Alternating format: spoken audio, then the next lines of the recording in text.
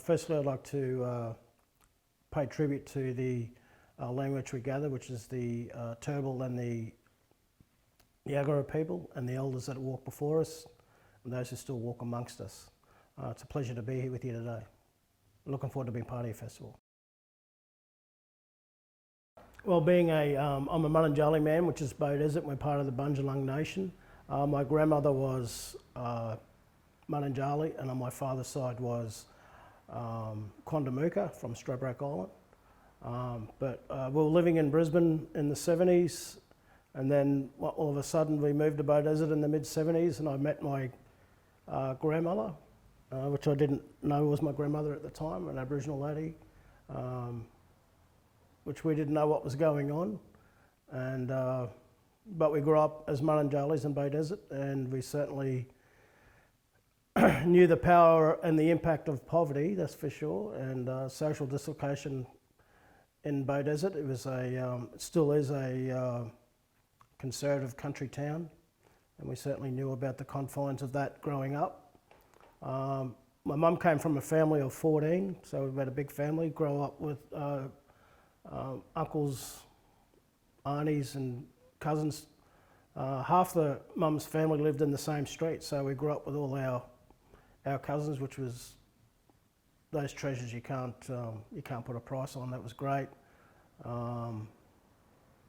With the uncles, because my parents were separated, and I may have said this, people said, oh, it must have been awful growing up without a father, and I said, actually, it's quite the opposite. I actually had 4 fathers, my mother's 4 brothers, and it was their cultural responsibility to raise us as their own, and they did that and did it well. And having 4 fathers was awesome. Getting taught cultural responsibilities, moral responsibilities, and how to conduct yourself was the lessons that you take with you for the rest of your life. So, and I honour them with the work that I do, because when I was a young teenager, my uncle set up the Aboriginal housing in Beaudesert in the 70s and the 80s, and made me sit up beside him, and he taught me how to run a meeting and taught me about the powers of a constitution and all that sort of stuff. So I learnt from him. I got engaged in that sort of stuff since I was 14. So yeah, and growing up with my grandmother was absolutely beautiful. Every 2 years, the Mununjalis have a family reunion, and all the mobs come together, and we learn about our great-grandmother, Granny Polo, and we learn about her struggle as an Aboriginal woman at the turn of the century. Powerful stories about what she had to do to survive with her family, and that was passed on to my grandmother and through my mother, and they're the 3 people that inspire me in the world. And I work hard to make my mum proud and honour our name and our tribe. So that's why I do the work I do. My grandmother was a beautiful lady. Her and her sisters were part of the stolen generation in the 20s. They were taken from Beaudesert in the 20s to Brisbane, and we were told there's a farming family out at Beaudesert, the Drynans. Old man Drynan found out about that and wasn't too pleased. Went to Brisbane, rescued the 3 sisters and brought them back, and gave us a block of land which is still in our family now today. My mum lives in that same property today, and that's something that we'll always cherish. And it was a family secret for a while, and I only found out when I was working with the Stolen Generations about that story. So that stays with us. And Mum told me, due to the policies back in the 60s, I was supposed to be adopted out in the 60s. But my nana, working out at Cunnamulla, wrote Mum a letter, said not to give me up. So, and I'm forever grateful for that. You know, identity is a powerful thing with Aboriginal people. Connection to family, connection to land, connection to culture, and I'm glad that I got to live that and still live that. So.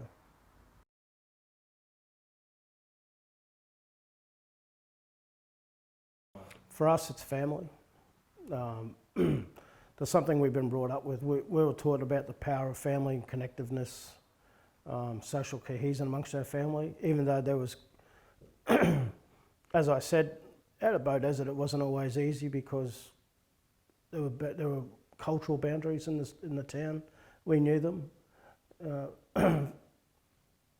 Amazingly enough, The number one sport in town was rugby league, and the whole town was involved, and our family and related families were a big part of the football club up there. And it's funny, that was the only thing that brought the whole town together, was rugby league, and there was no cultural boundaries when we all played rugby league in the club. You know, the club's had its 50-year reunion last year, so we never saw black and white when we played footy. It was really cool.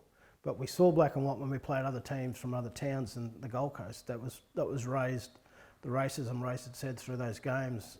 And it was funny that the non-Indigenous players in our teams always stood up for us when we were playing teams from other places. So that was pretty cool.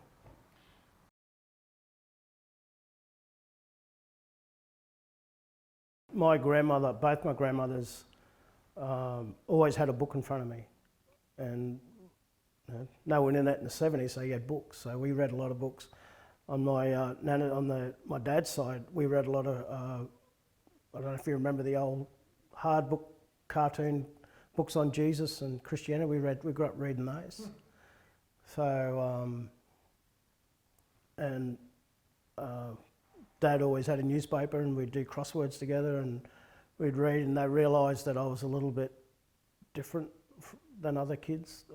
I like to read, always been a voracious reader, like to learn about something, like to know about something, and that's just where it's come from. When I was at school, the teachers separated me from the other cousins because they weren't as academic focused as I was, and they thought they wanted to save me so I could go to uni. So they managed to keep me separated in some of the classes, not all, but I still managed to go to uni.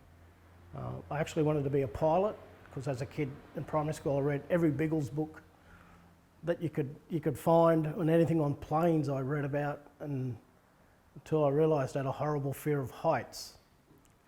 Actually, funny story, when I was here 20 years ago, I got accepted into a conference in Germany at the World Expo in Germany to talk about one of the programs that we did. And I was really excited until I realised I had to catch 2 planes, one to Singapore and then from Singapore to Germany, and I had to go and seek a doctor's help to get over my fear of flying. So yeah, I had to do that. But in high school, when the Defence Force came and spoke to us at careers about being a pilot, I wanted to be a pilot, always wanted to be a pilot. The academic side of it was fine. It's the fact is I wear glasses, and they said pilots don't wear glasses, so my dream was shattered. And a mate of mine said, well, you're really good at sport, why don't you be a PE? Because my mate became a PE teacher, and he was a year above me, and he said, you've got to do it. So I became a PE teacher and loved it. And friends of mine at uni, lecturers at uni, I used to visit them, and one day they asked, oh, do you want to take this class on spot of the moment? I said, yeah, okay. And then they said, no, do you want a job teaching at the uni? And we went from there. So it was pretty cool. The job that opened my eyes the most was working in a juvenile detention centre for 4 years. Seeing the result of, disadvantage, family dislocation, dysfunction, hopelessness, that opens your eyes up working in there. And I felt, with all the skill set that I have and the education I had, it was being wasted being there trying to manage that, because I wasn't trained or educated to manage with that behaviour. I felt my job was using my skill set and education and experience to prevent these kids from getting in there, and that's what I've dedicated my life to. Because I've seen the end result, and it's absolutely tragic. So I've dedicated myself to, through the power of education, through the power of being positive, through the power of opportunity, to give kids opportunity and help to, help them stray away from bad choices, from bad influences, from bad people, to, to live their life, to realise their true potential. So, and that's why when you say I've done amazing things, have good jobs, I've been fortunate in that opportunities have come my way, and I've recognised, particularly when I went to Canberra for 3 years and worked with Reconciliation Australia. At the time I was teaching at Griffith Uni, and as I said to you previously, I told my mum, going to Canberra gave me an opportunity to see this country and learn, which I did from other elders and community mobs from across Australia, and it it just changed my life forever. It actually changed my attitude to my career as well.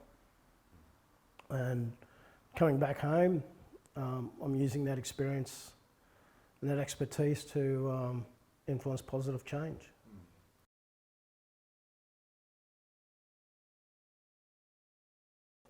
They had a policy back then, the Anglican Indigenous education policy, and aligning my vision with the principles of the policy and the KPIs that the federal government set. We had to do a range of programs and whatnot with the commission.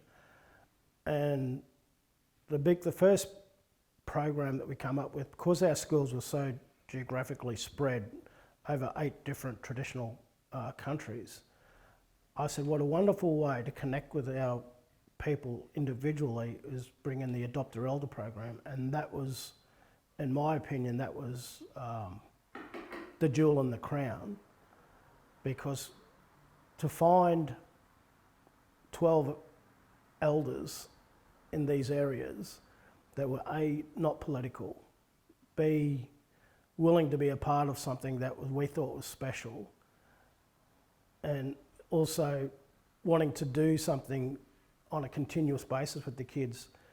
Getting that, I don't know how I did it, but we did it. And when we had the ceremony at Cannon Hill Anglican College, the Archbishop launching the program and having all the 12 elders show up on time to do the ceremony, I just sat back and had a big smile on my face because I knew this thing would work. And the schools totally embraced the elders. So the program was, it was a reciprocal program where the elders and the Indigenous community where they were adopted the school community and the schools adopted the Indigenous community, and it worked. It just worked.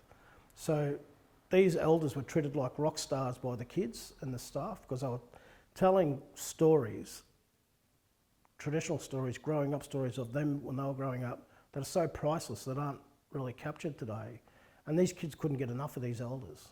And it wasn't just the stories they were telling. These elders also acted as mentors because I couldn't be at the 16 different schools all at once.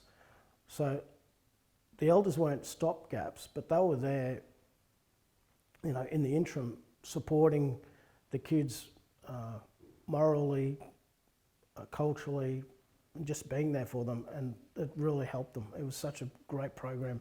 And we hope to do that again. We're in the throes of doing that again. And the other big program we did, and we were the first education system in Australia, it was the Traditional Aboriginal Games Festival. So I was working with this, I was doing research on traditional games with an excellent professor called Ken Edwards, who I knew from my high school days. And he was researching games that Aboriginal tribes played before the settlers came.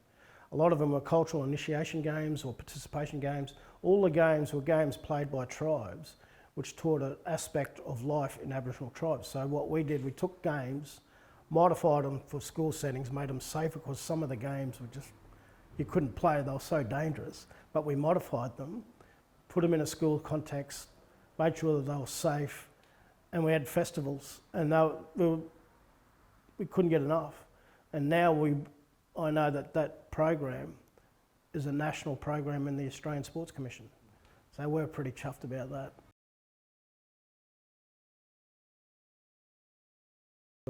This is my passion, the work that I started 20 years ago. In the throes of setting up an Indigenous research centre with the Council and Independent Schools of Queensland.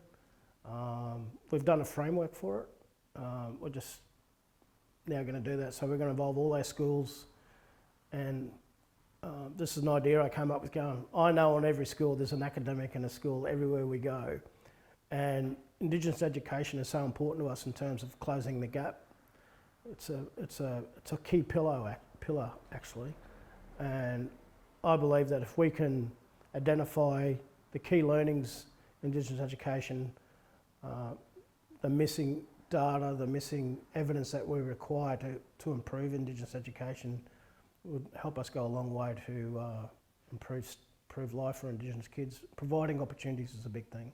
Providing opportunities for Indigenous kids that other chances they wouldn't otherwise get.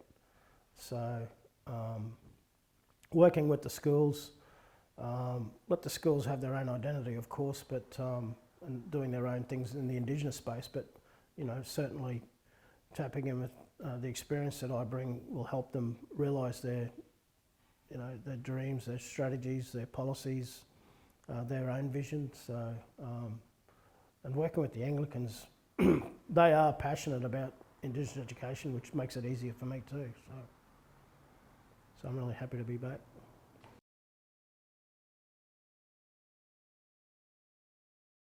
You know something that works, you put a lot of work into it, other people realise your vision, other people realise, oh, this is a really good idea, and having everyone work collaboratively and as a collective to come together to achieve something that you know is going to make an impact, have a social impact, that gives me a lot of energy.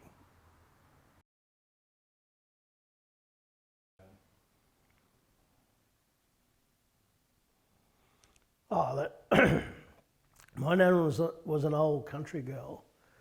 She'd be going, her words would be, it's good that you're working with all these white fellas, all these dog eyes, to let them know about our mob and let them know that we're all here together, because we never had that chance when we were growing up. So she would have loved that. And I've actually already asked my mum and my aunties to be the adopter elders out at Canterbury, and they said they'd be more than happy to work with the school. They want to share their stories and all that sort of stuff, and their culture and that stuff. So, no, my nana would be proud. She'd be wondering why I get on so well with all these white fellas. My nana did it tough growing up, I tell you. So, my nana got on with everyone, which is just wary given the history and the personal experiences that she had. But no.